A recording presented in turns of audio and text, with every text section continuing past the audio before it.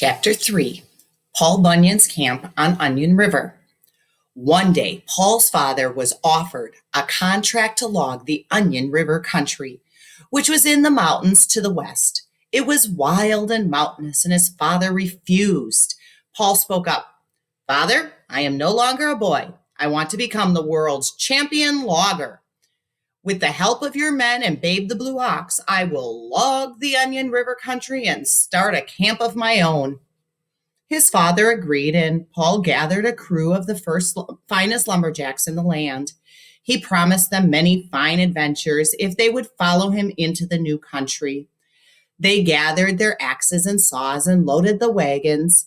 Paul had Ole the blacksmith put wheels under the kitchen and dining room, and even under the bunkhouses where the men slept at night. Paul tied them together with strong logging chains, and Babe the Blue Ox pulled the camp houses after him as if they had been so many toothpicks. When they arrived, the first thing Paul set out to do was to build the largest logging camp in the world. People for miles around came to see it when it was finished. It was so big that when it was breakfast time in the kitchen, it was dinner time in the blacksmith shop on the other end of the camp.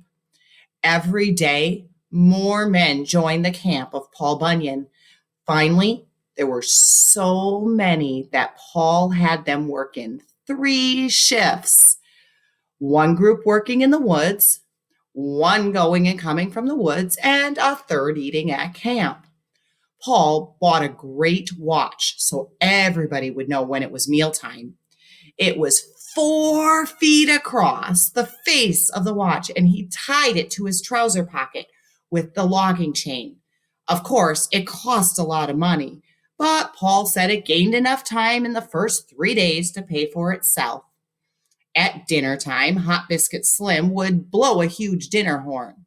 It was so large and made such a noise that he knocked down 200 trees and started a windstorm in the Gulf of Mexico. After that, they decided not to use it. Later, they sold it, and the tin was used to put a new roof on the Capitol in Washington.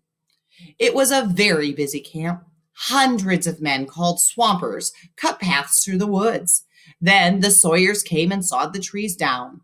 As the trees fell, you could hear the men shouting, "Timber! Timber!" to warn the others. Another crew cut the trees up into logs. Then Babe the Blue Ox pulled them down to the river where they were left until spring. Then they were floated down the river in great rafts to the waiting sawmills. Paul Bunyan finally invented the double-bitted axe with a blade on each side so his men could work twice as fast. Paul himself cut down the largest trees. Sometimes he chopped so fast his axe became red hot and had to be dipped into the lake of cold water every 5 minutes to cool it off. Probably double-bitted like this, 2 sides. Ole, the big Swede, proved to be the best blacksmith on the Onion River. When he started to shoe a horse, he would take the animal right up into his lap like a baby. Then he would turn the horse on its back and nail the shoes on. He never took more than 10 minutes to shoe a horse.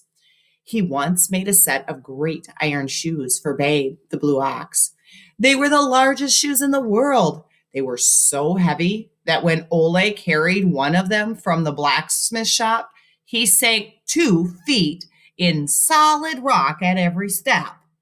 Day by day, the camp covered more ground until the men had to take a week's food with them when they walked from one end to the other. Even the smokestack on the kitchen was so high, they had to have it hinged in the middle to let the clouds go by. The dining room tables were 2 miles long, and the cookhouse boys wore roller skates so they could serve the food quickly. Everything was on a huge scale. Even the crumbs that fell on the floor were so large that the chipmunks who ate them grew as large as wolves. They chased all the bears out of the country, Later, the settlers who came shot them for tigers. Every morning after breakfast, it took a crew of 30 men to dispose of the eggshells, coffee grounds, and prune pits that were piled outside the cookhouse window. Finally, all the logs were cut and floated down the Onion River to the mills. And Paul decided to move on into a new country which lay directly to the west. The new country was later known as the Red River Valley, which you will find in the North Dakota area today.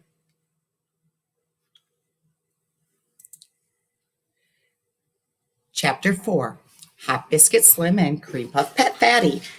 The Red River got its name from Paul's camp. It seems one of Paul's cookhouse boys drove a ketchup wagon in the dining room.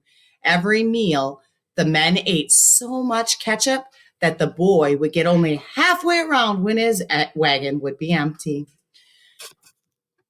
This made him so angry that one day he tipped the ketchup wagon over and left camp. The ketchup ran down into the river and colored the water red. And to this day, that part of the country is known as the Red River Valley. Get my hat fixed here. When Paul moved his camp into the new country, he found that the dining room was still too small for all his men. Every day, dinner would be from 2 to 3 hours late. Paul became angry and shouted, "Hot biscuit, Slim!" 3 men who were standing beside him were blown over by the force of his voice. They rolled over and over and lit on their feet, running, and never stopped until they were well out of the reach of his voice. Hot Biscuit Slim, the cook, came on the run. Paul said, "I want a larger kitchen and 200 cooks can work at the same time. Also build a larger dining room. Make the tables 6 miles long. Yesterday, the men sat down to dinner, and it was lunchtime the next day before the food arrived. By that time, the biscuits were cold, and who wants cold biscuits?" So they cleared the forest for miles around and built a huge kitchen and dining room. The blacksmith, Ole the Big Swede, made a huge black kettle. It held 1,100 gallons of soup. When Hot Biscuit Slim made soup, he rode out into the center of the kettle with boatloads of cabbages, turnips, and potatoes and shoveled them into the boiling hot water. It was in a few hours they had a wonderful vegetable soup. Next, the blacksmith made a 10-acre griddle pan for hotcakes. Hot Biscuit Slim strapped flat sides of bacon on the feet of the cookhouse boys. They skated back and forth over the hot griddle until it was well greased. They thought it was great fun to play tag and crack the whip. The griddle was hot, and they sometimes fell and burned their trousers. When the griddle began to steam, it became so foggy no one could see across it. Every Sunday morning for breakfast, Paul's campers had hot griddle cakes. They were so large that it took 5 men to eat one. Paul himself ate 12 or 14. The cookhouse boys worked all day on Saturday mixing dough and bringing in huge barrels of maple syrup. Sunday dinner, however, was the biggest meal of the week. Hot Biscuit Slim would cook the very best soup, the finest vegetables, and the nicest spring chickens. One day, Saturday, he said to Ole the Big Swede, "Tomorrow I am going to have the best Sunday dinner of the year. When the men are through eating my hot biscuits with jelly, spinach, cucumbers, young red radishes, and chicken pie, they won't be able to eat a mouthful of dessert." Cream Puff Fatty, who made the desserts, overheard this. He was angry, for his pride was hurt. "So Hot Biscuit Slim thinks they won't eat any dessert? We shall see," he said. Cream Puff Fatty called the dessert boys together and said, "We will make cream puffs that will melt in your mouth. Light, creamy ones with whipped cream a foot high. We shall see if they refuse to eat dessert." The dinner hour arrived. The men sat down and started to eat. Soup, Vegetables and salads disappeared, and the men ate and ate and ate and ate. When the chicken pie arrived, they were almost full. "Oh, look, chicken pie!" they shouted. They ate the chicken pie. Then the cookhouse boys on roller skates brought in more large platters of food. "Hot biscuits and jelly, hurrah!" they cried. They ate the biscuits, and there didn't seem to be room for another mouthful of food. Cream Puff Fatty was in despair. He looked down the long dining room. The men were almost finished. It looked as if they couldn't eat another mouthful. "Now is the time, boys," cried Cream Puff Fatty.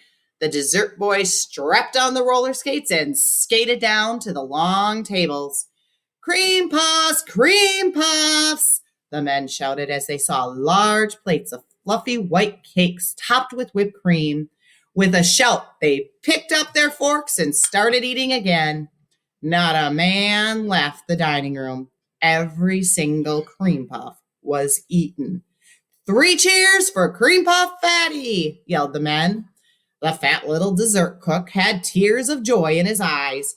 "It was a wonderful dinner," said Cream Puff Fatty as he shook hands with Hot Biscuit Slim.